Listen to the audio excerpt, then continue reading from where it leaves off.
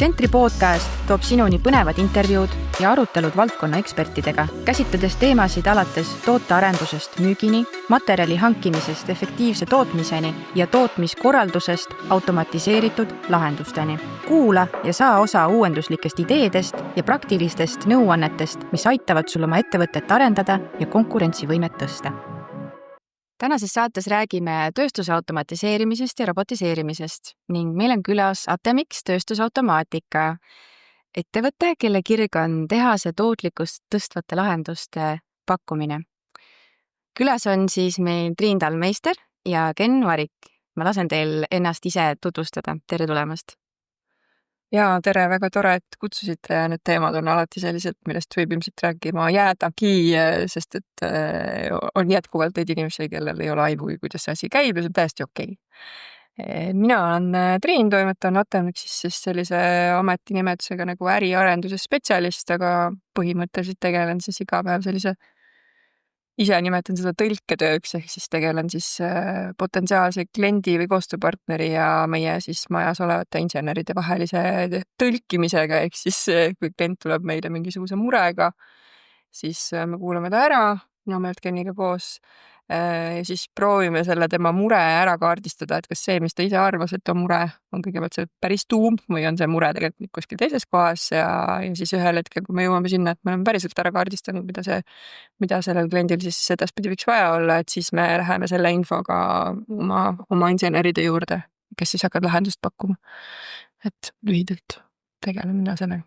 Tere, mina olen Ken ja tegelen Atemix tööstusautomaatikas siis tehnoloogiliste lahendustega.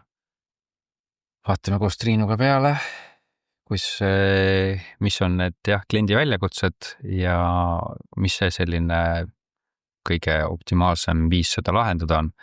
Et tavaliselt alustades soovitakse võimalikult keerulist lahendust, et siis püüame need sellisel määral lihtsustada, et ta oleks ka tehnoloogiliselt mugav kasutada.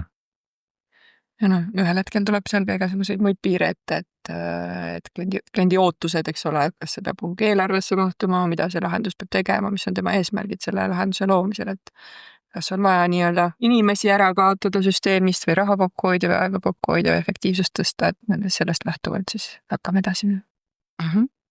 Millised on need põhilised müüdid, mida te peate murdma, kui hakkate oma nii-öelda teenust pakkuma? Et mis on need kõige suuremad võitlused, et see teha selgeks, et on vaja midagi muuta?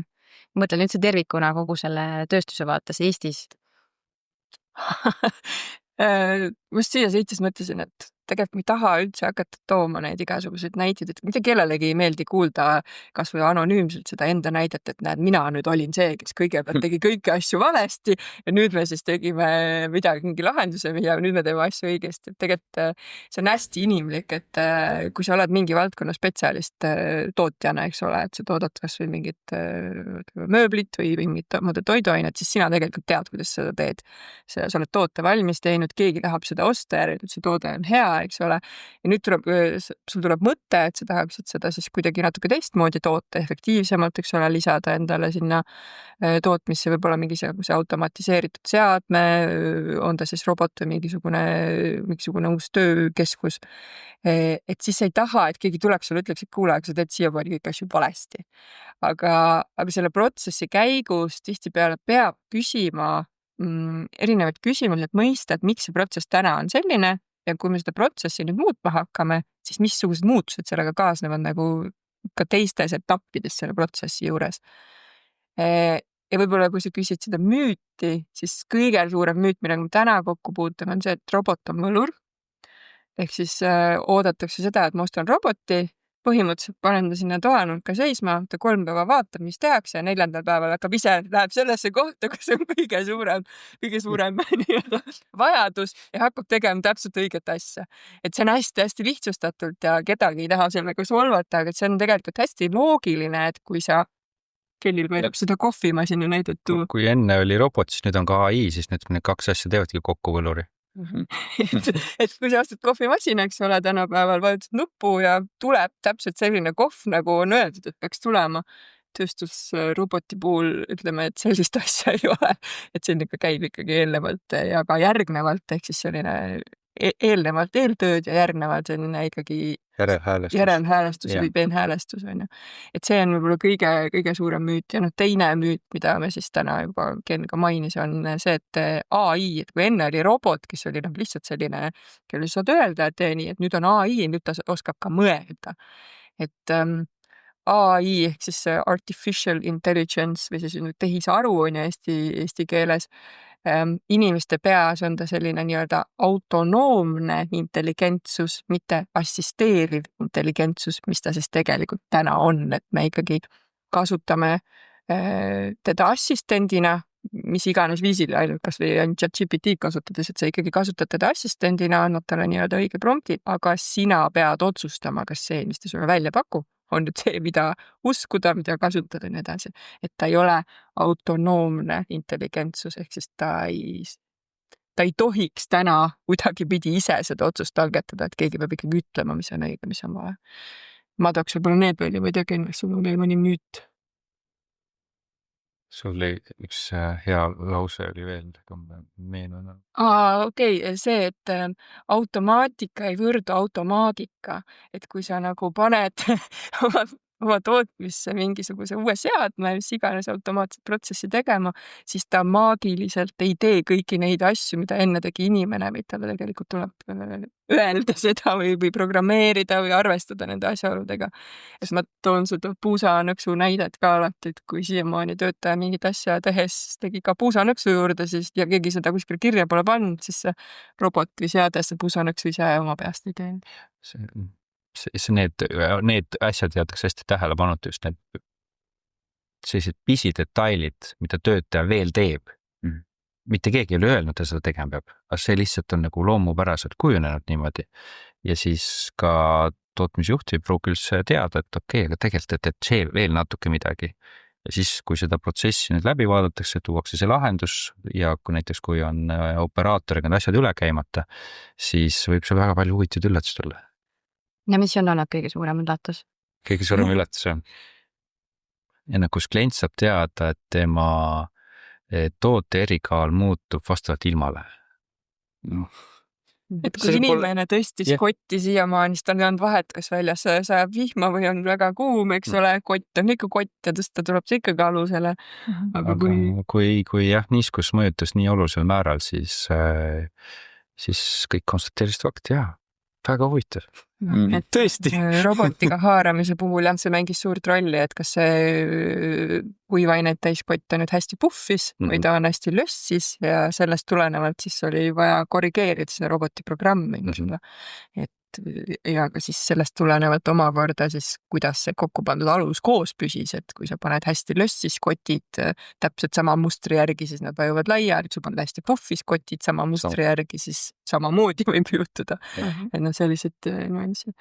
Näiteks toiduainetööstuses kindlasti on, ütleme nii, et kujutame ette, et sa teed selliseid, ma ei tea, mingisuguse käsitsi kaunistatud, näiteks kas või torte, eks ole, siis tõenäoliselt igaühel on välja kujunenud mingi oma viis, kuidas ta seda teeb, et kui sa nüüd, ja tulemus tuleb selline, et kui sa nüüd hakkad robotiga näiteks seda tegema, et siis roboti puhul sa pead arvesse võtma kõike alates mingisugusest, ma ei tea, kreemipasta viskoossusest, eks ole, kiirusest, aga toiduaine on selline hästi ka jällegi muutuva konsistentsiga, et mõni partii tuleb hästi ühtemoodi, mõni partii tuleb teistmoodi ja siis tuleb ka neid nii-öelda roboti tegutsemiskiirust vastavalt sellele muuta pihustamis- ja intensiivsust ja nii edasi.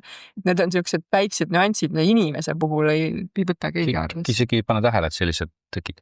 Inimene nagu arvestab sellega juba vaatab, see intuitiivselt teeb. Ta isegi ei mõtle selle peale, et seal on mingi erinevus. Tema jaoks on Ja kindlasti üks asi, mida võib-olla jäetakse tähelepanuta, on see, et inimene alati oma silmaga teostab ka kvaliteedikontrolli.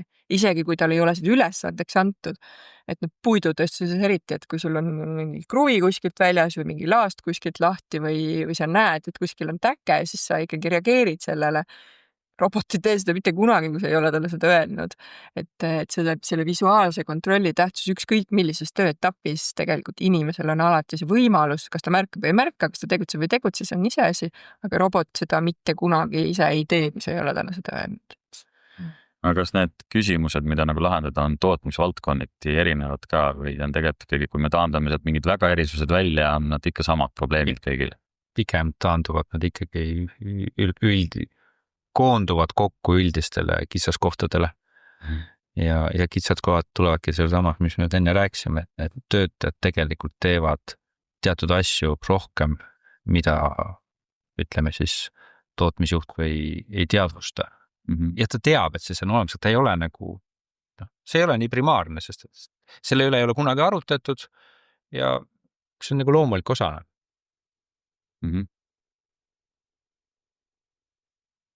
Aga kui see klient teieni jõuab, et kas ta nagu teab juba väga konkreetselt, mida ta tahab, või ta tuleb lihtsalt, et mul tuli mõte, et kas seda saab, kuidas see kliendini jõuab ja kuidas klient teieni jõuab?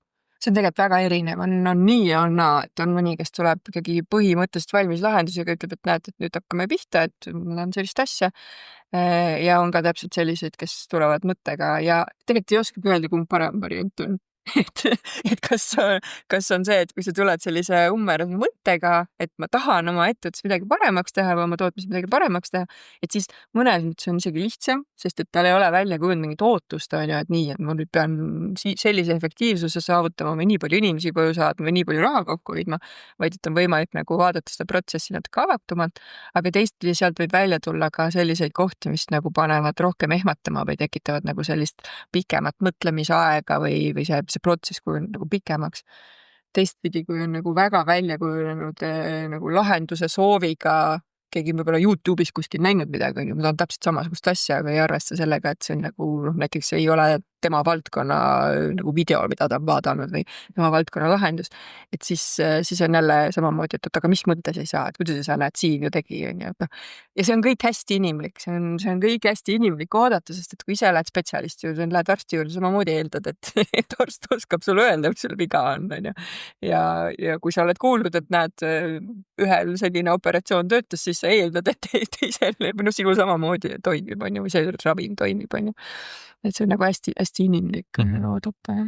Aga kas need on mingid ehmatused ka, et tuleb sinna, pakub välja ja siis raha on üks asi, mis kindlasti võib ära ehmatada, aga mingi muu küsimus, et mida ta võib-olla ei osanud arvata, et ta peab nüüd tegema hakkama?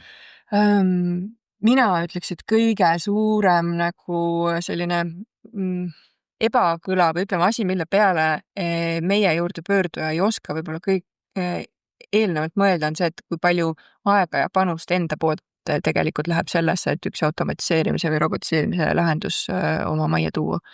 Ehk siis, et see ei ole päris nii, et tuled integraatori juurde või ettevõtte juurde ja ütled, et näed, ma tahan nüüd seda kohta ära teha, tehke ära ja siis ma ei tea, me ütleme, et okei, 6 kuu pärast surume kätte, anname teile asja üle. Et tegelikult see osa, et see on koostöö. Et selleks tuleb endal ühtepidi koguda andmeid, olla selles protsessis kaasas, teistpidi juhtida seda muutust maja siseselt. Et see muutuse juhtimine ja ka see, et siin oleme ka ühiselt tõdenud eelnevate sündmuste käigus, et automatiseerimine ei ole sprint, see on maraton, et seal selle muutuse juhtimine selle protsessi sees ja ka tegelikult endale aru andmine, et kui ma toon sellise ikkagi üsna suure muutuse oma protsessi, siis tõenäoliselt ma pean tegema muutusi ka mingites muudes kohtades. Et selle adumine ja ka selle eest siis kellegi konkreetselt vastutama panemine, vastutama võib-olla isegi nagu siuke liiga kuri ja üldine mõte, aga lihtsalt, et keegi on see, kellel on aega ja võimalust just selle asjaga seal tegeleda. Et seal tuleb inimestele seletada, miks me sellist muudatust teeme, mis see kaasa toob, tuleb arvesse võtta, et inimestel tekib erinevaid reaktsioone, inimestel tekib hirm aeg-ajalt robotite või uute seadmete vastu, see on täiesti normaalne, aga et sellega kõigega tuleb ka tegeleda. Vastasel juhul see sinu investeering võib-olla hakkab seal nurgas pärast seisma nagu see riidenagi, sest et lihtsalt keegi ei julge taga tööd teha. Sest seadmed on ju hästi kallid ja kui sa ei ole juhendatud operaator, eks ole, siis sa ei julgegi sellega midagi teha, sellepärast sa kardad, et see 200 000 eurot, kui ma kuhugi vajutan valesse kohta, sest mina pean pärast selle kinni maksma, et see on väga inimlik kõik. No ka hästi suur väljakutse on see, et see ettevõtte sisene siis tootmisettevõttes on eestvedaja, niinimelt eestvedaja, siis et temal oleks reaalset ressurssi selle asjaga tegeleda. Tavaliselt ei ole. ta on juba 125 prossa koormatud ja siis tal lükatakse veel niimoodi rahulikult see sinna laua peale, mis võtab vähemalt 10-15 prossa ajast, et korralikult see majasisest läbi töötada, sest välise partneri me ei saa kogu majasiseste inimestega nagu kõik seda teemat läbi käia, siis see tekitab emotsioone piisavalt et see kaasamise koht on hästi kriitiline tegelikult ja kui seda õigel ajal ei teha, siis on näiteid siin Eestis küllalt, kus väga hea idee jääbki nii riidenagiks, sest et majasisene vastumeelsus on nii suur, kas hirmuga sellepärast, et robot võtab töö ära, noh, mis iganes võib-olla, et veel mingid näitajad tulevad välja, et kui see kaasamine maja sees on halvasti tehtud, just nimelt halvasti selles mõttes, et me nüüd toome väga tõsised väljakutsed. See tundub nagu hästi lihtne, siis on ju, et noh, teeme lihtsalt ära. Vaja väga head juhtimist. Kindlasti. See on osapoolte kaasamine, ütleme niimoodi, et kui sa täna tehnikajuht või kes iganes ja selles ettevõttes oledki, siis tuleb sulle mõtte peale, siis tal on tegelikult hästi suur koormus. Ta peab majasiseselt hakkama veenma inimesi, eks ole. Temal enamjaolt ei ole seda rahakotti enda käes, vaid ta peab esiteks leidma selle rahastuse, siis tal peab olema piisavalt head argumendid, et hakata selle teemaga tegelema. Tihtipeale jäetakse kaasamata, näiteks ongi kas, ma ei tea, kvaliteedijuht näiteks ettevõttes, kes tegelikult seda protsessi, kellega koos tegelikult võiks seda protsessi vaadata, et kus üldse tulevad need probleemid ja mida me lahendama hakkama ja kas selle uue seadme lisamine teeb tema elu kergemaks või raskemaks ja mis kohast. Operaatorid, kellele samamoodi see tuleks tegelikult juba suhteliselt varases faasis esiteks nende käest küsida, et mis on nende mured rõõmud, eks ole, ja teiseks ka rääkida, et meil on selline eesmärk, suur plaan on see, et me toome sellise seadme, alguses on võib-olla keerulisem, sest et te peate hakkama asju natuke teistmoodi tegema, aga pikas plaanis näed, see võiks meie jaoks tuua selle kasu. Et kui sa suurt plaani tutvustad siis ja seda muutust nagu juhid teadlikult, siis on tõenäosus, et sa selle nagu õnnestumiseni jõuad oluliselt suurem.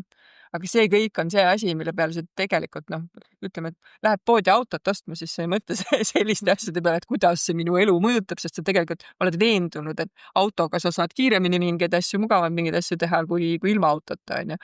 Aga et see on selline levinud ja välja kujunenud veendumus, mille puhul me ei pea enam inimesi nii-öelda informeerima, aga nende automatiseerimise protsesside puhul, kuna iga tootmine on erinev, iga toode, mida toodetakse, on erinev, iga protsess on erinev, siis need muutused on seal ka nagu teadvustamata ja nüüd tuleb neid muutusi nagu teadvustada. Et ei ole ainult see tehniline osa, et ma lihtsalt lähen ostan seadmed, vaid tegelikult seal on nagu päris palju sellist inimese just see. Kas teil on siis mingi, ma ei tea, konkreetne tegevuskava või plaan selle pöörduja jaoks, kuidas te seda kaardistate, seda tema teadvust ja olukorda ja tema oskusi? Teete testi talle. Eksam nüüd. Meil on välja kujunenud selline tegevuste to-do list, mis on vaja nagu enne läbi käia, kui on mõistlik edasi minna. Et eriti just nende nüansside valideerimine, et üks asi on see, mis on paberi peal kirjas, aga teine asi on see, et seal on veel midagi, sest pärast selle juurde jõuda, meil on siin veel mõned asjad, mis me jätsime mainimata, siis on juba väga hilja, et me püüame hästi palju nagu ennast selle kliendi protsessiga kurssi ja mis need eripärad on seal mingid tooraine eripära, et kas on midagi, sest et kui see töö on ära tehtud, siis tuleb välja, et meil tegelikult see tootja vahetub iga 3 kuu tagant, siis on väga halb lugu. Jah, need nüansid tõesti, et see on jällegi see koht, mida klient ei oska ise lauale tuua. Tema jaoks see, et mingisuguse tooraine tootja iga 3 kuu tagant on erinev, on normaalne osa tööprotsessist, tooraine on ju tooraine, aga sellega võib kaasa tulla ka selle tooraine kvaliteedi muutus, mingisugune materjali muutus. Või nagu robotiseerimise puhul ja paletiseerimislahendiste puhul eriti see, et kui sa kasutad näiteks erinevate tootjate pappkaste, mis on väga erineva õhuläbilaskevõimega. Visuaalsel vaatlusel pole mitte mingit vahet. Kast on kast, jah, just, aga kinni võtta ei saa, sest vaakum ei tööta. et jah, Te peate siis oskama küsida neid küsimusi, neid tähele jah. me panna. proovime, jah. Kas te käite siis seal nii-öelda kliendi juures koha peal nädal aega, vaatate, kuidas asjad toimuvad või kuidas see nagu päriselt on? Alustame videost ikkagi. Klient saadab video, siis me saame protsessist aru, siis me saame aru, millised on need kriitilised küsimused ja siis on alles kliendi külastus, et video kaudu saab väga palju neid asju näha, millest ei räägita. Et kui sa pildid saadad, siis see ei ole nagu aga video annab päris palju edasi. Ja videode puhul on ka alati see, et kui ka nüüd ütleme, keegi täna mõtleb, et hakkaks ka kuskilt pihta, on ju, et siis... Selle video puhul on muidugi üks nüanss, kui operaator teab, et filmima hakatakse. Ta teeb teistmoodi. Seda ei saa teha nii. Ja see on ka kõik hästi inimlik jällegi. Me tahame ju väga hästi käituda videodes. Et see on nagu... Ja siis, kui sa vaatad, kuidas ta tavaliselt teeb, siis need on 2 erinevat asja. Ja näiteks, kui sul on erinevates vahetustes töö või ka, ütleme, vahetustega töö igapäevaselt, siis kõiki vahetusi tuleb tegelikult vaadata. Just sellepärast, et igaühel on välja kujunud mingid omad nõksud, kas, kus, mis, kuidas midagi tehakse ja need võivad olla väga üllatavad, et kes, kus, mida teeb, on ju. Kui me nüüd läheme täitsa kuskile niimoodi alguses, et mida peale üldse võib-olla võiks mõelda, on see, et kui sa tahad oma tootmises mingisugust uut seadet või tehnoloogiat kasutusele võtta, siis vaata, kas sa üldse oled fikseerinud kuidagi oma protsessi, kas sa oled ära kaardistanud selle. Mis selles sinu protsessis toimub, mis etapis, mida tehakse, ka need nüansid, et aga selles etapis operaator lisaks sellele, et ta midagi tõstab, ta ka vaatab ja kui midagi on, siis ta teeb seda, kolmandat on ju need nii-öelda välistused, mitte lihtsalt see, et ma kirjutan ära, et näed, siin on, ma ei tea, lihvimine, siin on värvimine, siin on kuivamine, siin on pahtedlamine, vaid mida sellel hetkel see inimene seal parasjagu teeb, kui seal on inimene või mingi seade.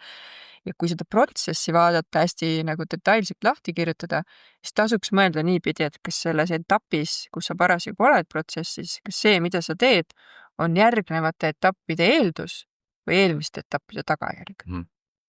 Ehk siis, et kui sa tegelikult oled selles etapis, et sa likvideerid mingit tagajärge, mis on tekkinud, mingi kriim kusagil või mingisugune, ma ei tea, midagi on halvasti lihvitud ja sa pead uuesti üle lihvima näiteks, siis see tegelikult on eelmise etapi tagajärg. Ja kui sa hakkad seda tagajärge automatiseerima, siis sa tegelikult nagu ütleme niimoodi, et võiksid teha teistmoodi, ehk siis võiksid minna sellesse kohta, kus tegelikult tekkis see sinu probleemi koht ja vaadata, kas sa saad seal midagi muuta. Aga see on ka jälle hästi inimlik, et me oleme aastaid teinud niipidi. Inimestega tegime, teadsime, et midagi juhtub, siis inimene parandab ära ja ei olegi probleemi. Aga automatiseeritud tegevuste puhul on mõistlik likvideerida alati see põhjus, mitte siis hakata parandama tagajärge, kui see on võimalik. No alati ei ole, aga see peab kriitiliselt suhtuma, et üldiselt on odavam lahendada põhjus, kui hakata parandama tagajärge. See on täpselt see automatiseeritud lolluse. Kui sa automatiseerid lolluse, sa saad lihtsalt veel rohkem lollust. Aga see, et tegelikult sa automatiseerid ühte protsessi, ühte lõiku, aga sa pead teadma, mis toimub enne, sa pead teadma, mis toimub pärast, et kõik see peab ikkagi olema sinu jaoks juba selge, eks ole, kui sa hakkad seda tegema. Ja see on täiesti okei, kui see ei ole sulle selge. Et see on ka tegelikult väga okei koht, millal pöördudagi integraatori poole ja tegelikult see võikski olla see koht, kus sa pöördud kusagile välja poole, sest see on normaalne, et sul on enda tegemist suhtes pimenurgad. Kui me ei räägi üldse automatiseerimist, räägime lihtsalt inimeseks olemisest, siis väljast poolt osatakse sulle võib-olla näidata sinu tugevusi ja nõrkusi teiste nurkade pealt, kui sa ise näed, eks ole. Ise peeglist vaadates tundub alati, et siit või sealt võiks natuke teistmoodi olla, aga teine vaatab, et küll on ilus inimene. et tootmises on täpselt samamoodi, et me lihtsalt enamalt küsime, et miks sa nii teed? Ja kui sul on adekvaatne vastus, siis ongi väga okei, aga kui sa hakkad ise mõtlema, ma ei tea, me oleme alati nii teinud. Ja eriti, kui sa mõtled, et me oleme alati nii teinud, siis on küsimuse koht, et kas praegu saab kuidagi teistmoodi teha. Ja praegu ka näiteks see, et kui 5 või 10 aastat tagasi mõtled, et tahaks automatiseerida, aga näed ühtegi lahendust ei ole, siis tasub uuesti vaadata ja mõelda, et ajad on vahepeal arendanud, et äkki nüüd on tekkinud mingi lahendus. Seal oli see näide, et vaata, et Soomes tehakse juba teist ringi robotitega. jah, et kui me vaatame Skandinaavia suunas, siis Soome, Rootsi on selles mõttes meist kõvasti ees ja see ongi täiesti okei, kuna nemad ju kasutavad robotiseeritud ja automatiseeritud tööstuslahendusi juba nii-öelda teises laines, ehk siis esimesi roboteid ja automatiseeritud seadmeid nad vahetavad välja ja uuendavad ära siis uute tehnoloogiate vastu, mis on veel oluliselt ökonoomsemad, aga neil on seda palju lihtsam teha, sellepärast et nad on harjunud tootma seadmetega. Nende inimesed on harjunud. Tööprotsess on robotiseerimiseks mõeldud. Jah, palju suurim väljakutse on ka see, et see konkreetne protsess, mida tahate näiteks automatiseerida, robotiseerida, ei ole tegelikult robotiseerimis mugav, kuidas ma ütlen. Jah, ei ole, ütleme, toode ei ole niimoodi välja töötatud, et seda oleks mugava automaatsete lahendustega toota. Ehk siis tootearenduses tegelikult peab ka aeg-ajalt tegema muudatusi selleks, et oleks võimalik seda toodet automaatsete seadmetega, automaatsete lahendustega. Tegelikult me peame nagu tootearendajatele ka rääkima seda, et täpselt automatiseerimine on oluline, et nad peaksid juba arvestama sellega. Kui sa tooted disainid, siis sa arvestadki sellega, et jah, niipidi võib see disain väga ilus olla, aga kui sa mingi nüanssi jätad ära, siis seda on olnud kordades lihtsam toota, kordades, mitte lihtsalt natukene lihtsam. Jah, vahel juhtub täna ka selliseid lugusid, et ütleme, on siin sellised tohutult kiiresti ja kõrgelt lendavad startupid, kes on mingi fantastilise toote välja mõelnud, mis võiks kohe massi valutama minna. Aga selle intensiivse protsessi käigus ei ole mõeldud selle peale, kuidas seda ägedat toodet masstootmisena toota. Ja selles kohas tekib see, et nõudlus on turul hästi suur, aga kiiresti toota ei ole võimalik või efektiivselt toota ei ole võimalik, sellepärast et seda toodet välja arendades ei ole mõeldud selle peale, et kui see nüüd läheb lendu, siis kuidas ma saan seda hästi kiiresti toota. Et seal tekivad kvaliteediprobleemid, seal tekivad tarneraskused, seal tekivad võib-olla mingisuguste, et on kasutatud näiteks mingit sellist materjali, mida ei olegi võimalik suures koguses saada või ka suures koguses kiiresti käidelda. Et nendes kohtades võivad ka tekkida sellised ootamatud ressursid. Kuidas me parandada saame seda olukorda, et oleks teadlikumad need tootedisainerid ja nii edasi? Ma arvan, et peame lihtsalt usku kuulutama. See kindlasti on väljakutse sellepärast, et ma arvan, ehituses on täpselt samasugust väljakutset tegelikult, kus arhitekt ja projektiinsener. Et see konflikt on seal kogu aeg sisse kirjutatud, lihtsalt mõlemad peavad üksteisest teadlikud olema, et see ei ole ainult ühe osakonna töö. Aga kui see klient nüüd jõuab teieni oma selle murega, kui ma see video on juba näidanud ja te olete juba mingid küsinud, kuidas see projekti juhtimise plaanis edasi läheb, et kes see nagu juhib seda asja ja kuidas see koostöö nagu sujub, et mõlemad ühtemoodi aru saaksid? Et see edaspidi ta ikkagi selles mõttes on koostöö, nagu Ken ka enne just välja tõi, et tegelikult kliendi poolt peab jääma keegi, kes on selline nii-öelda soovib kogu aeg protsessiga kursis olla, on valmis ütleme siis panustama ja küsib ka neid küsimusi, mis tal endal parasjagu tekivad, et kuulge, kus me parasjagu oleme, okei, aga miks me nii teeme, et see julgus ka selle, ütleme siis tellija poolt olla asjas sedapidi sees, et kui sa praegu ka parasjagu nagu tunned, et kuulge, aga ma ei saa üldse aru, miks me praegu nii teeme, siis see on täiesti okei küsida, sellepärast et kui sa täna seda ära ei küsi, siis see teadmatus võimendub tegelikult selles protsessi käigus, et mida kaugemale me läheme sellest küsimusest, seda rohkem tekib sellest ebakindlust, on ju, tunnet, et nii, aga nüüd meile tuuakse midagi siia, millest meil tegelikult endal jõud üle ei käi. Et mina soovitan küll olla selline hästi avatud, ma nimetan seda, et ole nagu teadlikult kõige rumalam inimene ruumis ja küsi ära need küsimused, sellepärast, et keegi ei pane sulle tegelikult seda pahaks, vaid see on nagu tuleviku vaates selline sinu eelis, kui sa tegelikult mõistad, miks neid asju niimoodi tehakse, et ka need küsimused, mida me vahel küsime, need ei ole sellepärast küsitud, et me tahaks kedagi lolliks teha ja viidata sellele, et kuidas sa nüüd ei teadnudki, on ju, vaid tuuagi välja need nüansid võimalikult varases selles projekti etapis, et neid nagu selliseid mõistmatuse kohti tekiks võimalikult vähe. Et see on ikkagi selline paralleelne arendus, et kui me nüüd räägime väga täpselt, et mis siis edasi saab, kui me oleme aru saanud sellest, mis probleemi klient lahendab, mis tihtipeale ei ole see, millele ta alguses tuli, vaid ongi, et kui ma tahan näiteks, ma ei tea, mingit kohta, tahan automatiseerida sedasama praagi parandust, on ju, siis me tegelikult tõenäoliselt üsna kiiresti jõuame sinna kohta, et vaatame, kus see praak tekkis. Tegelikult hakkame seda kohta lahendama, on ju. Et siis juba ka see nii-öelda kliendipoolne lähteülesanne ja siis lõplik lähteülesanne erinevad. Et kui me oleme sinna jõudnud, et me need küsimused oleme ära küsinud, aru saanud, mida me lahendama hakkame, siis me tegelikult koostamegi lähteülesande. Proovime aru saada nii, et mõlemad osapooled saaksid ühtepidi aru. Ja tihtipeale see lähteülesanne on kitsam kui see, mis murega klient alguses tuli. Et see on võib-olla esimene pettumus, mis tekib. Et ma toodan 500 erinevat detaili, eks ole, ma tahan automatiseerida nende mingisugust tootmise etappi. Ja nüüd ma saan aru, et okei, aga mul tegelikult 380 tükki nendest on sellised, mida ma toodan, ma ei tea, kord aastas, eks ole, ja see mingisugune ülejäänud osa on tegelikult see, millest mul enamik sellest tootmisest on. Ja ma saan tegelikult automatiseerida ainult seda suurt osa, sest et selle väikese puhul me peaksime tegema nii palju lisaliigutusi selleks, et seda robotit seal ümber programmeerida või ümber häälestada, et see ei ole lihtsalt majanduslikult efektiivne. Ja et need kohad on sellised, kus nagu tekib esimene pettumuse koht. Aga see on vaja ära fikseerida ja ka vaja lauale tuua, et see mõnikord see on ka mõeldav, et klient ütleb, et okei, aga mul on ikkagi vaja seda ära teha, ma ei saa sinna seda inimest enam jätta, aga siis ta peab arvestama, et see on eelarveliselt ja ka tegelikult ajaliselt natukene mahukam töö, kui ta esialgu arvas. Et kuidas me sealt edasi läheb? Lähteülesanne on tehtud. Lähteülesanne on tehtud, siis kui klient kiidab heaks selle asja, siis võtab süsteemi insener, võtab selle asja üle. Käib uuesti koos projekteerijaga need asjad läbi, koos kliendiga samamoodi. Ja sellest hetkest hakkab pihta siis arendus.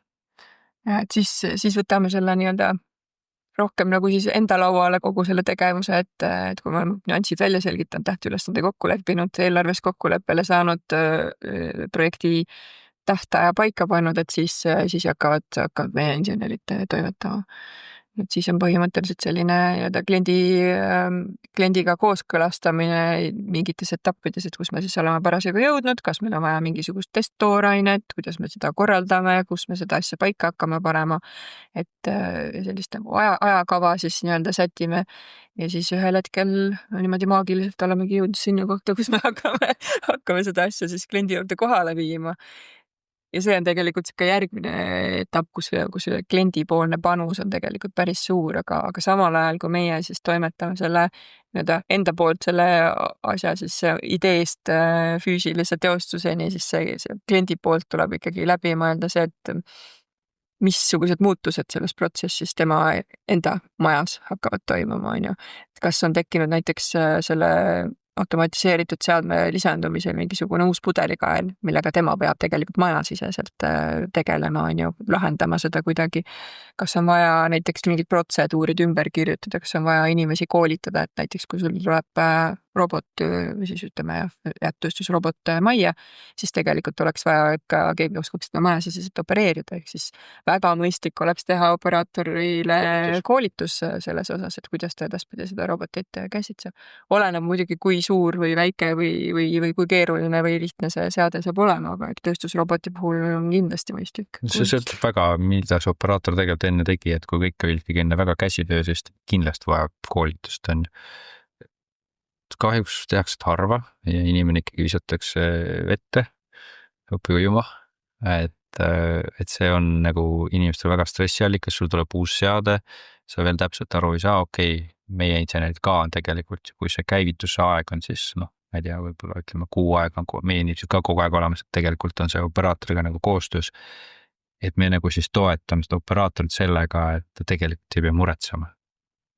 Et kas ta saab hakkama, et ja peale seda me ka ju tegelikult, kui see kasutusele võtta, siis peale seda meil ka ju online tehniline tugi selle osaga, et kui reaalselt mingi mure on, siis tavaliselt oleme kokku leppinud kliendiga niimoodi, et kui me teeme selle kokkuleppe, et me teeme ka kohe järelteeninduse, siis me paneme kaamerad ja kui sul on jooksvalt mure, sa saad, tehnik vaatab kaugelt ära kaamerast, okei, et on suhtlemine selle operaatoriga näiteks, siis ta aitab teda nagu kaugelt selle asja ära lahendada, mis teeb inimese jaoks, kes seda opereerib nagu natuke nagu turvalisemaks, et ta teab, et kui tal on vaja, siis ta tegelikult ka saab seda tugena. Et kui inimestel on hästi ebamugav see koht, kui tal on mure, ta väga ei taha kellegi poole pöörduda, sest ta tunneb, et tema on selle eest vastutav. Ja kuidas ma nüüd kutsun kedagi kohale, noh. Aga kui sa tead, et okei, ta vaatab kaugelt ära, ta aitab sind kiirelt ära, see on palju nagu, noh, see pinge on palju väiksem, noh. Ta ei saagi teada, kui ta ei ole seda õppinud. Kas te pakute ise ka koolitust või? Robotioperaatorite koolitust ei me ei paku.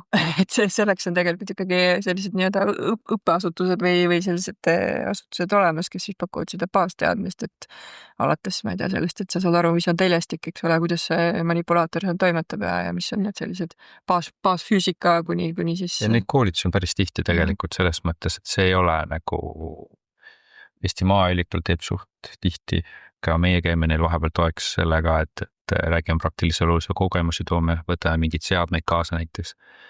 Et seda, ütleme nii, et seda koolitusosa, nagu baaskoolitusosa ei ole mõistlik oodata integraatorilt.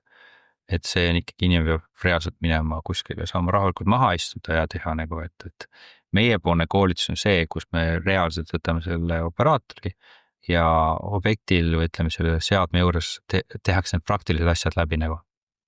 Et see on nagu see, millega meie nagu toetame, et aga robotite ABC-d me seal koha peal ei hakka õpetama, et. No, mõistlik ka. Lihtsalt siis see tellija peab arvestama sellega, et oma inimesed tuleb saata koolitusele ja see tegelikult maandab juba hirme, kui inimene teab, et ma oskan seda, ma olen valmis selle masina käsitsemiseks, on ju. Kõlab nii loogiliselt, on ju. Kindlasti soovitan nagu isegi enne, kui veel robotit ei ole, siis anda inimestel see võimalus käia nendel koolitustel. See võtab hirmu nagu, tegelikult see robotipult, ütleme ausalt, on päris palju nuppe, aga kui sa oled saanud seda praktiliselt läbida ja siis saad aru, et tegelikult on kõik väga loogilised, seal ei ole midagi sellist määramatut, aga selleks on lihtsalt praktilist kogemust inimesel ja kui ta saab seda rahulikult kuskil kooli või ütleme klassikeskkonnas seda teha, seda ei taheta väga võimaldada, aga see on vajalik, see on lihtsalt vajalik selleks, et tuleks hea tulemus. Kui tihti need projektid pooleli jäävad tegelikult ja mis staadiumis see kõige suurem nagu oht on?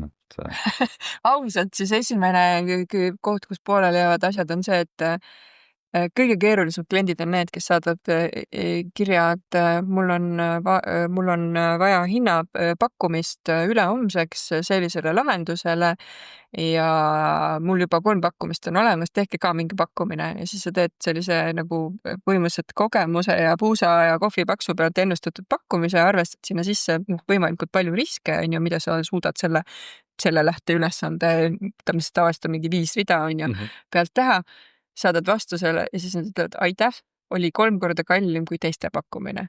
Ehk siis see on see esimene, või vahel ei tule 3 korda, vahel ei tule üldse vastust, aga et aitäh, teie pakkumine oli kallim kui teiste pakkumine, on ju. Et sa justkui pidid unte pealt ennustama midagi, on ju, ja kõigile tundub, et see on hästi kallis. Süvenemata sellesse, mida need teised pakkumised tegelikult sisaldasid või ei sisaldanud. Ja kõige keerulisem on aru saada, mida nad pakkumised ei sisalda, mitte seda, mida nad sisaldavad. Et just see osa, et täiesti normaalne on see, et sa tellijana ei tea uut asja tellides, mis sellega kaasneb. Seesama igasugune see, ütleme, eelnev lähteülesande täpsustamise protsess, on ju, see ei tule selle peale, et seal tegelikult võib olla muutus, et sina tahad ühte asja tellida, aga tegelikult saad selle protsessi käigus teada, et sa peaksid hoopis teise asja tellima, see oleks palju mõttekam, on ju. Või kas see sisaldab näiteks, ma ei tea, mingit koolitust, kas ja kui palju see sisaldab näiteks programmeerimist, on ju. Et kas see on see, et selle raha eest ma toon sulle manipulaatori kohale, aga eraldi raha eest me hakkame vaatama, kas sinu tooteid sellega üldse nagu liigutada saab, on ju. Et see valideerimine, mida need hinnapakkumised üldse sisaldavad. Et see on esimene etapp, kus jäävad need jutud katki. See hakkab sellest pihta tegelikult, et lähteülesanne ei ole asjakohane või on subjektiivne? Jah, on subjektiivne, jah, pigem. Et kui sa kirjutad, et mul on vaja auto, kus on 4 ratast, rool ja uksed on ju. Siis sulle saab igasugust asju Ja, pakkuda. aga siis tulevadki sellised pakkumised ja päris tihti näeme seda kohta. Eriti on liiga üldine. riigihangetes eriti. Et lähteülesande või isegi riigihanke nagu dokumendi koostamisel vahel loed ja mõtled, et issand jumal, siin võiks püksirihmadega konveieri riigihanke nagu ja keegi ei saa midagi öelda, on ju. Aga see on reaalne praktika, see on reaalne eluga tegelikult, et ja ma saan aru ka, miks see tuleb, sest et täpselt seesama tehnikajuht või kellegi, ta juba 125% koormatud ja siis talle surutakse see nagu veel nagu sinna laua peale, on ju. Noh, tegelikult on see inimlik sellepärast, tal ei ole antud ressurssi selleks. Seda ei arvest, need asjad ei ole sellised, et me kuusa pealt teeme ära nüüd ja võtta see roboti pakkumine, vaata, mis ta tuleb, on ju. No see ei käi tegelikult pakkumised ei ole lihtsalt võtavad pärast. Et see on sama, et kui sa oled maja ehitama, et tõmmake mulle siia mingi 100 ruutu maja püsti, katus oleks oluline, uksed ka, on ju. Et see tegelikult see eeltöö, mis sinna vaja panustada, inimestele on antud seda aega. Siis ta peabki tegema selle reaalselt, kuna kohustus on antud, on ju, siis ta peabki tegema seda nii üldistatult. Kõige markantsemalt näitab muidugi need, kus siis sa saad aru, et ChatGPT-ga on genereeritud mingi lähteülesanne. Vau. Lihtsalt on lastud siuke 8 lehekülge nagu materjali omavahel need isegi seosed ei ole seal nagu okei. Ja ikka tulen selle juurde tagasi, et see kõik on hästi inimlik, et kui sa oled ühe valdkonna ekspert, siis ei saa eeldada, et sa oled selle teise valdkonna ekspert ka, et see on tegelikult see koht, kus võiks tulla sõna otsustanud integraatori käest nõu küsima ka selles osas, et kuulge, ma tahaks mingit sükest asja tegema hakata. Jumala ausalt võib ka öelda seda, et ma täna olen selles kohast, ma ei tea, mida mul tegelikult isegi vaja on. Ma ei ole kindel, kas ma teie käest seda üldse võtan.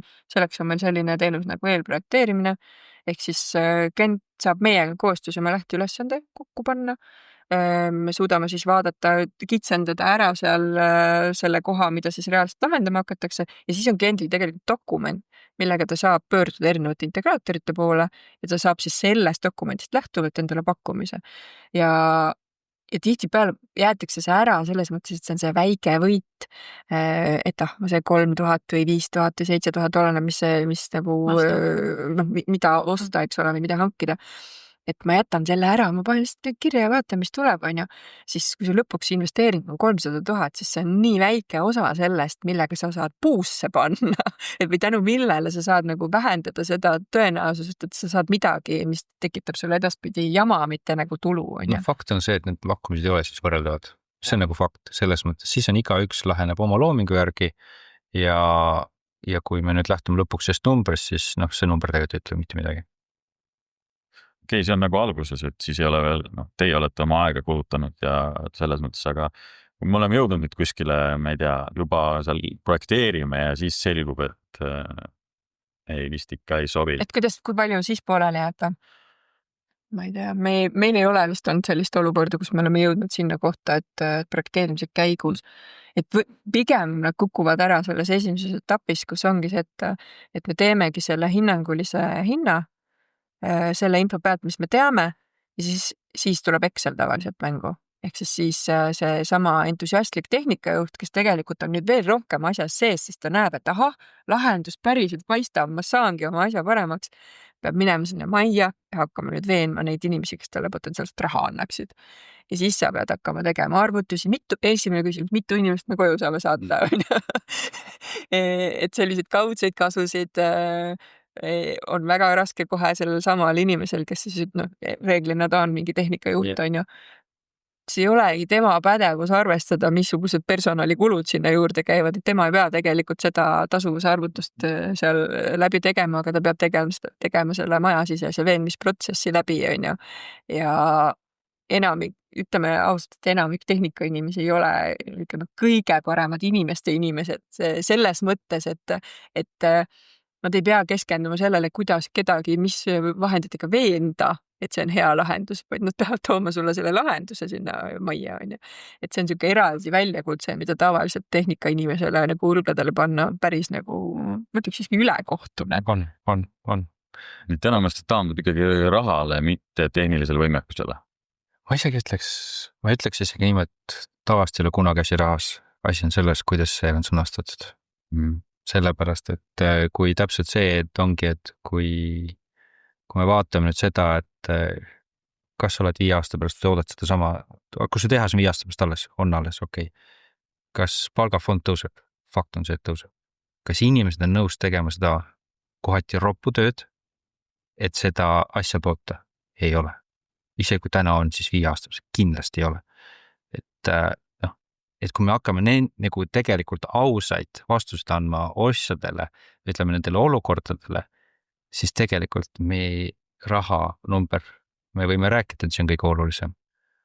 Aga siis on 2 valikust, sa paned tehase kinni või sa teed midagi teistmoodi. Samamoodi jätkates on fakt, et sa paned tehase kinni. See nagu ei tule isegi arutelusse, sest kui me vaatame vähemalt 5 aastast plaani ja kui sa oled kindel, et see 5 aasta pärast tahad selle tootmisega veel tegeleda, siis see muutus on täna. Tegelikult oli eile, nagu puuistutamine on ju, et see oli juba eile on ju, aga lihtsalt lihtne on öelda, see on kallis. Ja see on kõige lihtsam. Toetumata faktidele tegelikult. Ja vabandus on. Ja, see on väga hea, mugav vabandus. Mul austus finantsjuhtide vastu. Meil oli just hiljuti väga huvitav kogemus, kus finantsjuht tuli õppima robotiseerimist. Sest ütles, et ta tahab aru saada, et mis pagan nad tulevad ja küsivad mult seda raha selle robotiseerimise peale. Kas see tõesti on siis nii oluline ja nii keeruline? Ja tõesti, täpselt samamoodi kvaliteedijuhtidega siin üks päev just kohtusime. Enamis neist olid naised, mida oli väga tore näha ja siis küsisid ka, et kui palju sa sellest protsessist, tootmisprotsessi kujundamisest saad kaasa rääkida. See on enamik, et välja teete või mina tegelen ainult selle jamaga, mis lõpuks välja tuleb. Et need osapooli tegelikult on see palju rohkem. Nii et tegelikult asja ei ole rahas. Nagu kui me hakkame nagu ausalt otsa asjadele vaatama, sellest vaatest, kus me tahame 5 aasta pärast olla, siis see rahanumber ei ole see esimene asi. Tegelikult on vaja aru saada, et kas sa reaalselt oled valmis 5 aasta pärast oma asju selliselt tootma. Muidugi hästi kompleksne selles mõttes, et kui me räägime ütleme tootmise või tehase juhist või omanikust, siis loomulikult on laual 10 erinevaid probleeme, igaüks tuleb mingi oma murega, eks ole, personal tuleb oma murega ja tootmisjuht tuleb oma murega ja kvaliteet oma murega ja kliente on vaja ja tarnijaid on vaja ja kõike on vaja, et selles mõttes see kuhi seal laua peal on nagu väga suur ja täiesti mõistan, et ongi väga keeruline välja selekteerida, et kellele ma kus millal peaksin mingisuguse raha või investeeringu andma. Aga tihtipeale, et kui sa ikkagi toodad midagi ja see tulemus, mis sa sealt saad, peaks sulle lõpuks raha sisse tooma, siis kõige suurem tulu on muuta midagi efektiivsemaks tootmisprotsessis. Võib-olla kaob mõni teine probleem ka sellega koos ära, eks ole? Tõenäoliselt kaobki.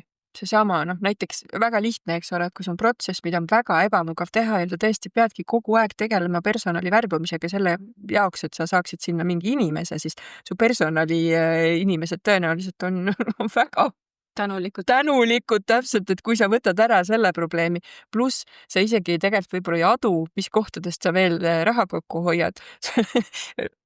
Lihtsad, aga võib-olla nagu marginaalsed näited, ma siin eile tõin näite, et oli üks ettevõte, kus ütleme siis nii, et nad pidid värbama igal aastal üle 20 inimese selleks, et rosin saia sisse panna, üks rosin ühe saia sisse, sest et see on traditsiooniline toode, eks ole, hooajaliselt värbad 20 inimest selleks, et panna üks rosin saia sisse. Asendada see siis ütleme mingi seadmega, mis seda teeb, võtab ära selle, et värbajad peavad värbama 20 inimest igal aastal. Sa pead korraldama konkursi, tegema lepingud, eks ole, nende inimeste puhul sa pead neid juhendama, koolitama, instrueerima, eks ole, tõenäoliselt läheb neile ka mingisugune ettevõtte, just, et erinevaid kaasavaid kulusid on väga palju, kui see on üks inimene, on neid kulusid vähem, kui see on 20 inimest, siis see tegelikult moodustab päris suure nagu kulude poti, on ju. Samamoodi, et ükskõik millistes toiduainetööstus või mis iganes masstootmises, kus sul on hästi palju inimesi, sa korraldad neile suvepäevi, sa teed neile jõulukingitusi, sa pead nende lapsi meeles, et need on kõik kaasuvad kulud, mis on just kui selle personali kulud. Robot suvepäevadele ei tule, jõulukingi ei taha ja tal ei ole ka seda muret, et tal on, ma ei tea, hommikul natuke peahaige või mis iganes, et need on nagu hästi taandatud. Loomulikult see on hästi kompleksne, kogu see tootmine ja kõik selle tehnoloogia nagu integreerimise see on palju komplekssem kui nagu must ja valge, aga mingites kohtades saab seda taandada nagu natuke mustvalgemaks. Ja seda tavaliselt see Excel tabelisse ei jõua. Never. selles mõttes, see on kuskil tajutav mingisugune asi. ja kui veel nagu aru saada, et kui hästi see hetk seal vett peab, siis on lihtne küsimus, et aga mis teie seisutund maksab? Mis maksab selle liini seisutund? Kas sa oskad mulle kohe öelda? Kui sa kohe ei oska öelda, kodutöö on tegemata. Või tahavad. Ja, aga ma ütleks, et 50% ei oska kohe vastata. Et see näitab seda, et okei, aga siis on Excel tegemata. Räägiks selle mahu poole läbi, ega see robotiseerimine on ikkagi öeldakse kohe, et see on siis, kui mul on suured tootmismahud, siis on õige teha. Aga kas see on nagu tänapäeva tehnoloogia juures enam siuke reegel, et või on võimalik ka siukest väiketootmist ja väikseid partiisi ka nagu ikkagi kaasa aidata selle automatiseerimisega? On nii ja naa. Selles mõttes ühel juhul loomulikult tead suurt mahtu on väga mõnus läbi lasta. Kahjuks Eesti ajalugu pretendeerib siiski ikkagi toodetele, mille kogused on väiksed, siis on väga geniaalseid lahendusi väikepartiide jaoks. Aga need on nagu väga, ütleme siis, need ongi spetsiaalselt keskendunud nagu sellistele asjadele, ütleme just tõenäoliselt me märtsikuus presenteerime seda osa, kuidas lihvimisprogrammi teostamine läbi AI tarkvara, mis on nagu, ütleme nii, et kui ma seda suvel seal tehases vaatasin, siis ega pani päris imestama. Et ma tean ise, kui palju mul kuluks aega, kui ma seda koodi pean kirjutama ja kui see tehti 5 minutiga ära, siis ma ütlen, et mul võttis tõsiselt suu lahti. Et ühesõnaga fototöötlusega suudetakse detaili nii hästi ära tuvastada, et see kogu protsess, et see lihvija tööle hakkaks võib-olla 10 minutit. Ma tean ise, kui ma teeks seda koodi, siis mul tuleks vähemalt seal päev, kui mitte 3, on, et see tõesti nii heaks saada. Siis see on täpselt see näide, kus kus tõesti tahad siukest väga sellist kurvidega ja sellist asja midagi lihvida, siis see oli nagu filigraane näide sellest, mida tegelikult on võimalik. See ei kandu küll igale poole edasi, aga see lihtsalt oli nagu tõesti minu jaoks oli, ma pigem olen ka olnud pessimistlik selles osas, on ju. Seal on väga palju õhku selles jutus ja haibis, on ju, aga see tõesti töötas ja hämmastav. Et siis nii-öelda tehisaru kaasamine siis ja siis hea kaamera pildi kaasamine siis koostöörobotitesse või protsessi üldse on tänaseks teinud jah, oluliselt lihtsamaks ka nende nii-öelda väikepartiide tootmise automatiseerimise lahendused. Et mitte ainult lihtsamaks, vaid ka tegelikult nagu jah, kiiremaks selles mõttes ja ka siis tööstuses paremini kohaldatavaks. Sest aasta aega tagasi ma ütlen teile, mul ei ole mõtet sellest rääkida, sest see kulu ei ole ratsionaalne nagu siis täna ütled, kindlasti. Me ei saagi küsimusi küsida, kõik tuleb vastused juba enne. Et oligi see küsimus, kuidas see tehisaru siis on muutnud teie tööd või tööprotsesse või teie seda tegevust? Et kui enne tuli klient uksest sisse, ütles, et ta tahab robotit, kes on võlur, siis ta tahab robotit, kes on võlur ja teeb hommikuks võile ka valmis. Et see vahe on selles, et nüüd oodatakse, et see AI on teinud ikkagi sellest robotist põhimõtteliselt nagu inimese. See on natuke käest ära läinud, tegelikult see hype on ikka natuke käest ära läinud, et sinna pannakse liiga kõrgeid ootusi. Jõuame sinna, aga võib-olla mitte nüüd nagu veel ei ole seal. Tegelikult ma ei tahaks üldse nagu jääda selle tooni peale, et kõik, kes tulevad, on nii-öelda rumalad. Klient ei ole kunagi rumal, mina võtan nagu mütsi maha, kui mul oleks müts peas, võtaks maha praegu selle. Kõikides inimestes, kes esiteks otsustavad, et nad tahavad midagi muuta oma tootmises, on ju. See on juba suur otsus ja suur samm. Teiseks, kui nad kaasavad sellesse protsessi kellegi kõrvalt, ehk siis see on teiseks väga tark ja suur samm selles osas just, et sa teadvustad endale, et sul tõenäoliselt on pimenurki. Et kui sa ostad endale esimese seadme niimoodi, et sa hakkad ise pusima, siis tõenäosus, et sul läheb kauem aega ja et sa saad selle nii-öelda traumaatilise kogemuse, ehk siis esimesed asjad lähevad vussi, mitte hästi, on hästi suur. Kui sa kaasad kedagi kõrvalt, siis on vähemalt esiteks võimalus, et sa saad kellelegi näpuga näidata, et kuule, sa ka ei näinud seda, mis sa ka ei öelnud. Aga teistpidi on võimalus, et ta nagu avab sulle natuke neid pimenurki ja kõik saavad õppida sellest protsessist. nüüd enam ei mäleta, kus ma selle jutuga tahtsin jõuda, aga et kuidas AI on mõjutanud. Tegelikult kliendid või ütleme siis meie poole pöördujad muutuvadki õnneks iga kord ka nagu muudkui nagu targemaks ja teadlikumaks selles mõttes, et väga lahe on see, et tulevadki küsima nüüd inimesed lahendusi, mille peale nad võib-olla varem ei mõelnud, on ju, et nad tahavad tegelikult lahendada probleeme, mis paar aastat tagasi tundus, et see ei ole võimalik lahendada. Et see on hästi teretulnud, hästi tervitatav ja vahel tulebki selline täiesti mingi abstraktne päring, on ju, sa saad vastata või kontakti võtta. Tegelikult täna tööstused tootmised on väga suures pildis palju rohkem avatud igasugustele automatiseerimislahendustele, kui see oli ka näiteks ainult 2 aastat tagasi. Meie jaoks see AI, kui sa küsid, mis see meie jaoks kõige rohkem muutub täna on pilditöötlus. See on nagu, see tõesti on nagu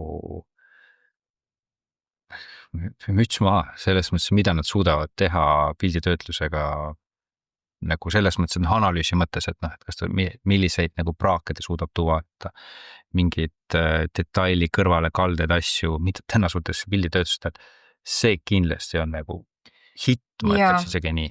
Et manipulaatoritele, ütleme siis kaamera lisamine ja selle kaamera abil kvaliteedi probleemide tuvastamine näiteks on kindlasti see asi, mida ka väikeettevõtted ja ka näiteks puidusektori ettevõtted kindlasti saavad tulevikus väga palju kasutama hakata.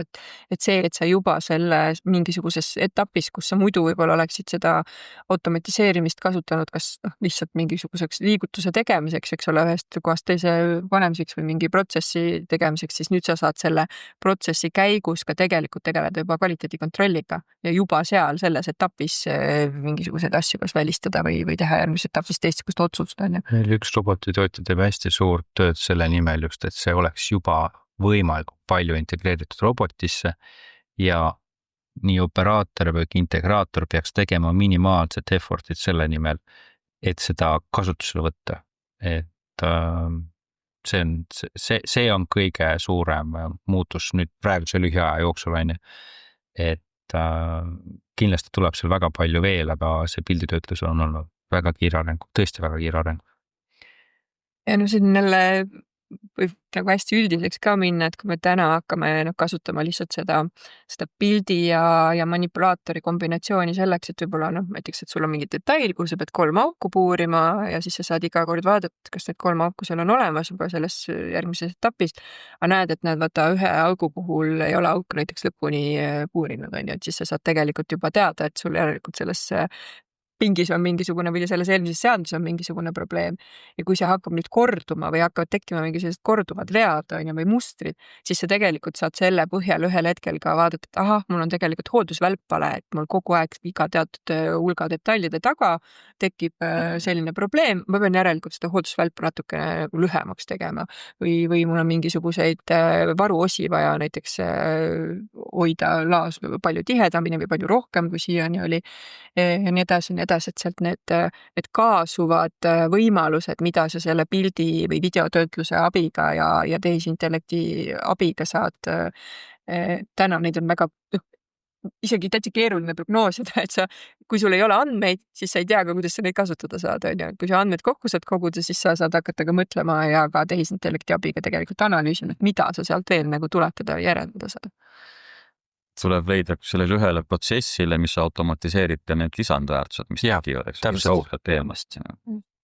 Mida varem ei ole mida varem ei ole väärtustatud, aga sa saad selle juurde lisada. Üks teema on see, et meil on eriti siin mööbelsektoris on sellised, meil on sellised suht eakad seadmed seal, aga ütleme, et omanik saab aru, et mul inimest ei ole, ma tahaks midagi muuta siin, et mis tema võimalused on, et kas me suudetakse ka mingit sükest vanemat seadet kuidagi kaasa aidata või ta ikkagi peab oma sellised suuremaid muudatusi ettevõtma ennem, kui ta saab automatiseerida? Ma arvan, et see seade ise ju, kui ta peab tööd, kui me räägime nendest vanadest rohelistest, ilusatest seadmetest, mis kestavad veel järgmised 15 aastat, siis ju küsimus on ju see, et mida inimesel teeb. Kas me saame robotiga toetada selle inimese tegevust, näiteks meil on, 4 pinki, jätame 4 inimese asemel 1 opereerima ja robotid on sul pinkide juures ja üks inimene siis toimetab 4 pingiga, mis on kõige levim, on 5 praegu, mida tehakse, ongi see, et et võetakse 4 töötluspinki, kui oli algul 4 operaatorit, siis pannakse 4 robotit, jääb 1 operaator ja tema siis opereerib selle 4 pingi vahel. Kõige sellisem... Põhimõtteliselt sest saab robotite ülemus siis. Põhimõtteliselt saad omale 4. Vot see müüks juba. Ikka töökuulutus kõlaks palju uhkelt ja robotite boss. Et see on nagu, et kui see inimene ei tee just mingid sellised pääsu pole, seal on ikka juhul inimese nagu sekkumist vaja, aga ta teeb selle inimese elu oluliselt lihtsamaks. Ma olen kindel, et see inimene tuleb palju parema meelega järgmine päev tööle. Seal me oleme kunagi äkki Majandus- ja Kommunikatsiooniministeeriumil kellelegi välja pakkusime selle, et tegelikult meil siiamaani olid sellised digiteekaardid, eks ole, kõik on, enamik on kuulnud sellest digiteekaardist, et võib-olla järgmiseks peaks tegema sellise robotiseerimise või automatiseerimise digiteekaardi või teekaardi, mis aitaks siis võib-olla ettevõtjal vaadata selle nurga, et oma tootmist, et mis on need protseduurid, mis on nagu tehniliselt, mitte ainult nagu teoreetiliselt, vaid tehniliselt võimalik ära automatiseerida. Et võib-olla sul on seal nende pinkide opereerimisega peab ikkagi jätkuvalt inimene tegelema, aga et sul on mingeid eelnevaid või järgnevaid protsesse, mida sa saad tegelikult automatiseerida, et on sul seal mingit järeltöötlust, mis on kõikidele detailidele täpselt sama, et võib-olla seal treipingis või puurpingis sa teed erinevaid operatsioone, aga pärast pead nad kõik kuhugi järeltöötlusse näiteks viima, mis on samasugune. Või sul on näiteks võimalik mingisuguseid komponente eelnevalt näiteks kvaliteedikontrolli näiteks nendele teha mingi toorainele, et kas need kõik nüüd on samasugused ja juba elimineerida sealt näiteks mingisuguse ebasobiva nagu elemendi on ju enne ära automaatselt, et mingisuguseid selliseid tegevusi võib-olla on üldsegi võimalik automatiseerida. Me peaks vist kamba peale selle kaarti ära tegema, sest mul on järgmine küsimus on see, et kuidas ma peaks oma tootmises ringi vaatama täna, et leida see koht, kuhu automatiseerida. Tead, kutsu võõras inimene. Reaalselt selles mõttes, et kui ma oleks ise tootmisinimene, ma kogu aeg selles tootmises sees, ma ju tean kõike. Aga kui sul tuleb võõras inimene, milleks üldse te seada siin on? Et kutsu võõras inimene, reaalselt. Ma nagu... Ja kutsu võõras inimene, aga ole siis sellel hetkel valmis, et ta ei küsi miks sellepärast, et öelda, kui rumal sa oled, et sa nii teed, vaid panna sind ennast mõtlema, et kui me julgeks rohkem neid miks küsimusi küsida ja neid vastuseid ka selles mõttes nagu avatult vastu võtta, tõesti, see on koht, kus ma ei ole mõelnud, miks ma nii teen. Või see on aastaid niimoodi on, aga näed, täna me kasutame hoopis teistsugust toorainit, mis võib-olla ei eeldaks seda protsessi niimoodi tegemist, aga ma just teen seda sellepärast, et ma kogu aeg niimoodi teinud. Et teie valdkonnas ka samamoodi ju igasuguseid, ma ei tea, uusi pahtleid ja uusi mingisuguseid viise, kuidas midagi teha on tulnud, värve, mis kuivavad kiiremini ja lakke, mis on võimalik, ma ei tea, teistmoodi peale kanda. Et see toodete ja ütleme siis nende materjalide areng, mida me kasutame oma protsessides, on ka tegelikult olnud väga suur samas. Tehnoloogiad ei arene, vaid ka need materjalid, mida me käsitseme, arenevad, et see tasub ikkagi seda siia kompleksselt vaadata, aga ma ütleks, Kenil on õigus, et kutsu võõras inimene. Tegelikult jah, see on nagu lihtsalt kõige värskendavam, et võib pigistadagi välja, aga ma tulen ikkagi tagasi selle sama jutu juurde, mis ma siin mingil hetkel juba võib-olla mainisin, et proovi kõigepealt seda, et sa paned kirja oma need tootmise etapid ja küsidki igas etapis, esiteks vaatad neid nüansse, on ju. Kas siin on midagi, mida ma jätsin praegu kirjutamata, kas siin on midagi, mida see operaator tegelikult teeb veel või teeb teistmoodi või ma ei tea, pühib mingit laastu kogu aeg iga teatud aja tagant kuskilt ära, on ju, mida ei hakka robot tegema, kui seda ei ütle või mida iganes, mis iganes see protsess seal on ju, mida ta justkui äkki teeb või ei tee. Ja küsi nendes etappides, et kas see on eelmise etapi tagajärg või eeldus järgmiseks etapiks. Seda pidi vaadates tekib ka neid kohti, et okei, aga miks ma nii teen? Küsi operaatori käest. Operaatoriks, kas ma saan su elu lihtsamaks teha?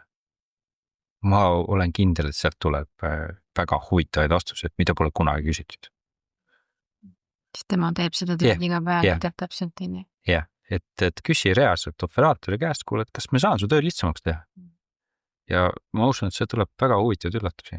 ma arvan, et tegelikult need operaatorid on ise ka juba oma tööd kõvasti lihtsamaks teinud mingite trikkide ja nippidega, kelle nagu kuskil harjavarss midagi toksitakse või mingisugune ketaspuuga vahele pistetud, et töömehed on väga leidnud. absoluutselt ja see on tegelikult väga äge, et inimesed ju ongi parimas mõttes, need proovivad olla nii laisad, kui neil vähegi lastakse olla, onju, aga see on tegelikult geniaalne, et sa vaatad, aga miks sul niimoodi on, onju.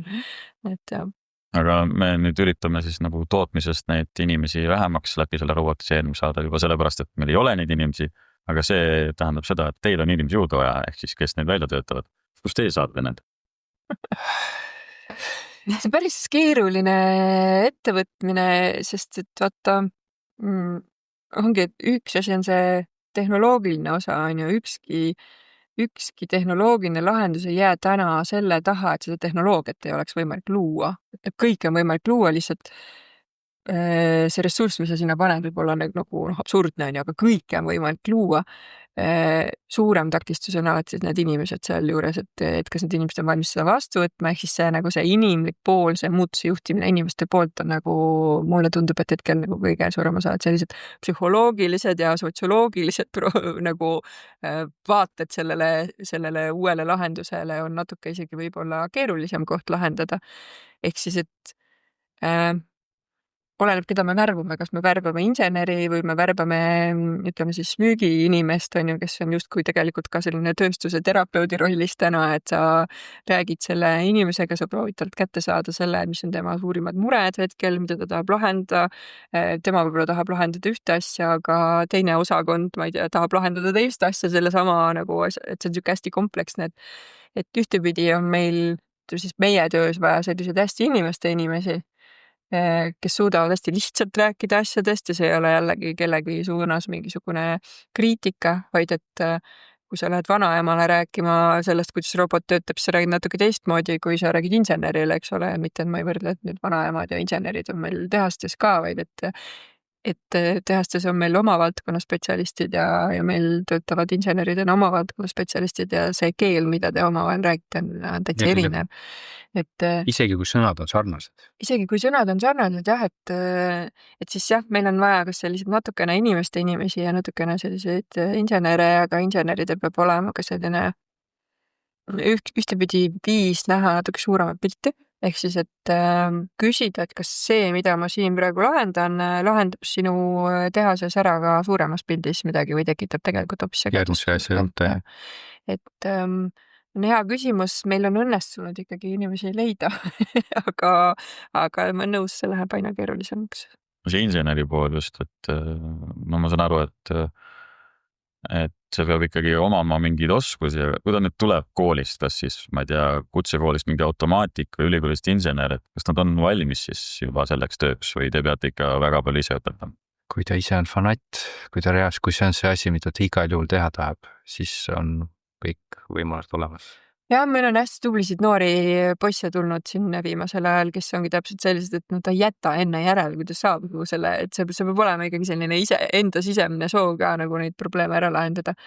Aga seda suurt pilti peab ikkagi noorele koolist tulejale juurde andma, et just seda oskust nagu vahepeal nii-öelda välja suumida kogu sellest ühest jäneseurgu minevast probleemist, et vaatame nüüd hästi suurt pilt, et selline edasi-tagasi fookuse suunamine on ikkagi juba vanemate olijate pealt ja mis on meie eelis ongi võib-olla see, et Ken ja veel mitmed inimesed meie ettevõttest on selles valdkonnas seal juba 10, 15, 20, sina 20+ aastat olnud, et tegelikult sa oled näinud seda arengut. Sa oled nende samade inimestega enam-vähem samas nii-öelda eas on ju, või sama muutuse läbinud, et kui noor inimene tuleb, siis tema on sündinud täna juba telefon käes on ju.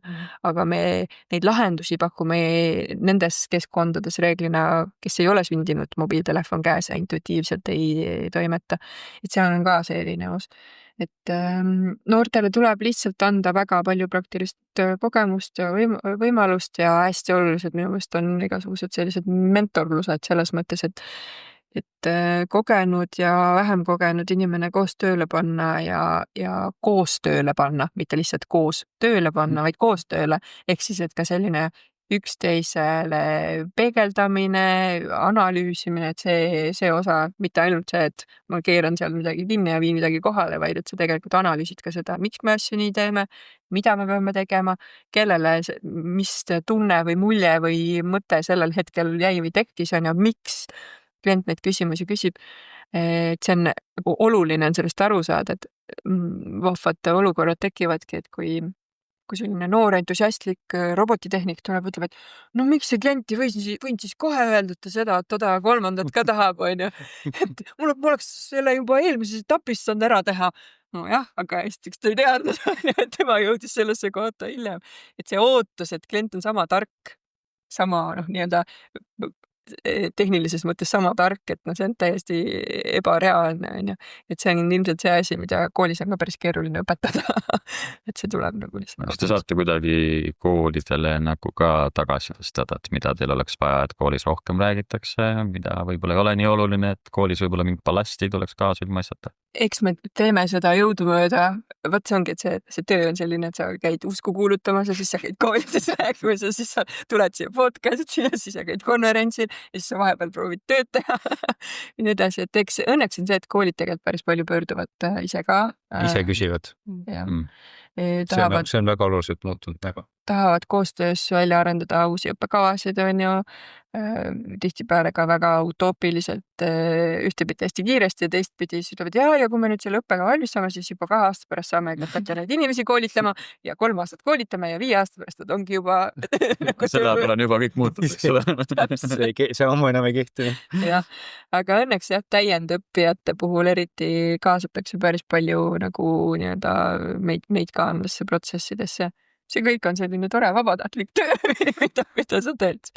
Aga no oma klienti peate harima, eks ole. Jah, muud moodi ei saa. Ja, aga see on koostöö, tegelikult lõpuks on see ikkagi koostöö, et mis on integraatori luksus täna võrreldes selle ühe tootmisettevõttega on see, et integraatoril on ettevõtete ülene kogemus. Tootmisettevõte on ainult üldiselt oma ettevõtte kogemus.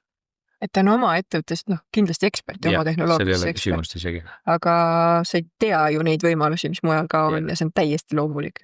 Keda on siin juba 100 korda öelnud, et jah, et kui see tehnikajuht on niikuinii 125 või 150% hõivatud, on tal veel aega seal kuskil teises teha seal tegevaatas. Jah, et hästi oluline on nii selle koolidega kui ka tootmisettevõtetega just see ei ole see et mina võtan ja sina annad, on ju, et see on ikkagi koostöö, et sulle-mulle saagi ikkagi, et me mõlemad peame seda nagu koostööosa tegema, et siis läbi selle saab palju lihtsamalt nii uusi inimesi tuleb peale, tootmine saab palju targemaks selles osas, mis on need võimalused, aga see just on see koostöö kohta on seal hästi kriitiline, et meil on veel mingi kogus ettevõtted, kes arvavad, et nendel on nii unikaalne ja neil on nii salastatud tootmine, et kui keegi seda näeb, siis järgmine päev on uus tootmine püsti, on ju.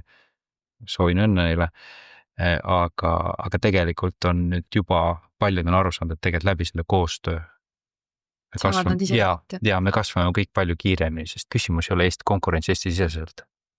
No nõus, et minu meelest teate teie samamoodi väga tänuväärt töödust sellest kohast, tootegi need ettevõtjad inimesed kokku ja et seda on tegelikult väga äge näha, et teiste kogemustest nagu nii-öelda saad omale uue kogemuse või saadki kellegagi koostöös midagi teha. Meil on ju suurepäraseid näiteid automatiseerimisest, robotiseerimisest ka puidu valdkonnas on ju. Et õnneks ka näiteks ongi Tiksa teeb ju, võtab väga hea meelega ka neid nii-öelda ekskursioone vastu, ma just ükspäev ütlesingi, et nad on selliseks teemapargiks juba kujunenud. Gildi tööle.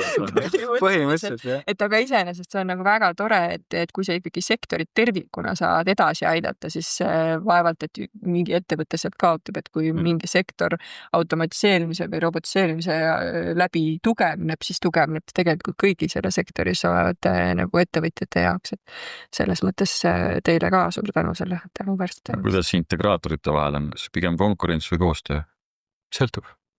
Kohati konkurents, kohati siis koostöö, et meil on nagu just pigem on selline koostööpool, sest et me teeme midagi, nemad teevad midagi, me teame, kus me oleme kindlasti väga head, nemad teevad oma tugevusi ja siis seal on rohkem koostööd ja osades on väga tugev konkurents.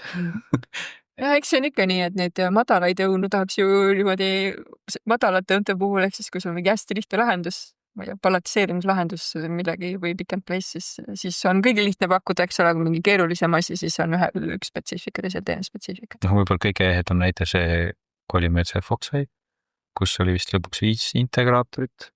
Koostöös tegid siis igaüks tegi mingisuguse etapi ja tegelikult väga keeruline lahendus, hästi palju erinevaid osapooli, võib-olla isegi rohkem integraatorid, aga tõesti ja tuli väga hea, ütleme siis, ma võib isegi ütleks, võib-olla maailma mõistes natuke unikaalne lahendus on ju, et saab teha küll, saab.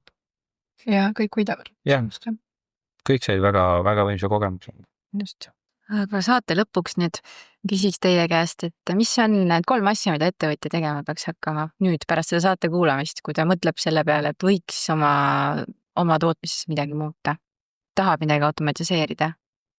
Mis on need 3 asja? Sul see püsti läheb tegelikult. See väline kaasamine, ma ütleks, et see välimine kaasamine annab lihtsalt selle kõrvaltvaate kõige lihtsamalt. Et ei ole vaja üle mõelda ja kõiki neid asju, vaid kaasaväline inimene, kes tuleb, küsib võib-olla ebamugavaid küsimusi, aga see on ajaliselt kõige kiirem. Kohe nagu mingi, ja siis võibki tulla välja, et aga ei olegi midagi lahendada, on ju. Siis sa saad ise ka rahulikuma südamega, et okei, me oleme tegelikult väga hästi teinud, aga see väline kaasamine on arvan üks. No mina tulen ikkagi tagasi sinna, et kõigepealt, kui sa tunned, et nüüd on see koht, kus ma tahan mõelda, mõtle, kas sa tahad 5 aasta plaanis edasi tegutseda, 5 aasta pärast ka tegutseda või mitte, on ju, kui sa tahad tegutseda 5 aasta pärast ka, siis on tõenäosus, et sul on võimalik oma protsessis midagi muuta päris suur. Kaardista ära need potentsiaalsed ohud on ju, et mis siis 5 aasta plaanis võiksid sul ette tulla, et ma ei tea, sa oled konkurentidest aeglasem, sul tekivad mingisugused, ma ei tea, tööjõuprobleemid, mis iganes, et mõtle selle peale, et mis võib juhtuda 5 aasta plaanis ja mõtle seda siis järgmiseks läbi selle protsessi, mida sa täna teed, et proovi see protsess mingile endale teadaoleval viisil kirja saada või paberile saada, küsi need eeldus- või tagajärg küsimused ära ja sealt tegelikult juba edasi ongi täpselt see, et siis kaasa keegi väljastpoolt, kes aitab sul uuesti üle vaadata selle protsessi selliselt. Ja siis tegelikult ongi juba lihtne. Siis ei ole muud kui automatiseerima. Siis ongi esimene küsimus ise endale tegelikult on see, et aga kas ma teen siit 5 aasta pärast? Ja kui vastus on selge hea, siis nagu saab pihta. Ja, et võõra kaasamine ja võib-olla siis, ma ei tea, küsi teie käest nõu või küsi konkurendi käest või siis ütleme siis valdkonna samas valdkonnas toimetava ettevõtja käest ka, et kuule, mis sina oled teinud.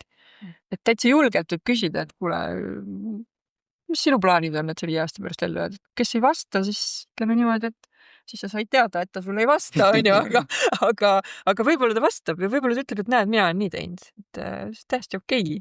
Võib-olla saab koos midagi ära lahendada. Absoluutselt. Jah, et kasuta tegelikult seda infot ära, seda kogemust ära, mis keegi on juba nagu läbi käinud, et jagame kogemusi. Ma ei tea, kas tuli 3 kokku. Ja tuli, väga hea. Aitäh teile, et te tulite saatesse ja nii ongi. Aitäh teile ka.